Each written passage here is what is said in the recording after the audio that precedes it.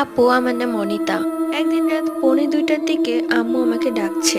মানে ধাক্কা দিয়ে নয়, নাম ধরে ডাকছে। আমি উঠে বেশ বিরক্তির স্বরে বলি, কি হয়েছে মা, এত রাত করে ডাকছো কেন? ঘুমিয়েছিলাম তো। আমি দেখলাম মা আমার ওঠার সাথে সাথে ওই রুমে চলে গেল। আমিও আস্তে করে নেমে চোখ ডলতে ডলতে ওই রুমে গেলাম মায়ের পিছু পিছু। গিয়ে দেখি পুরো ঘর ফাঁকা। মানে ঘরে কেউই নেই। এরপর আমার হঠাৎ করে মনে পড়লো মা তো গ্রামে গেছে বাবার সাথে। তাহলে আমাকে কে ডাক দিল এত রাতে? আর আমার স্পষ্ট মনে আছে সেটা মায়ের কণ্ঠ। ভয়ে আমার শরীরটা কেমন যেন ঠান্ডা হয়ে গেল। পুরো ঘরই নিস্তব্ধ, কিন্তু আমার মনে হচ্ছিল ঘরে কেউ যেন একজন আছে। আমি মাকে বারবার কল করছিলাম, কিন্তু মা আমার কল ধরছিল না। না ধরাটাই স্বাভাবিক, কারণ এত রাতে সবাই ঘুমিয়েছিল। সারা রাত আমি বসেছিলাম, ইউটিউবে সার্চ করে আমি সূরা চালিয়ে দেই।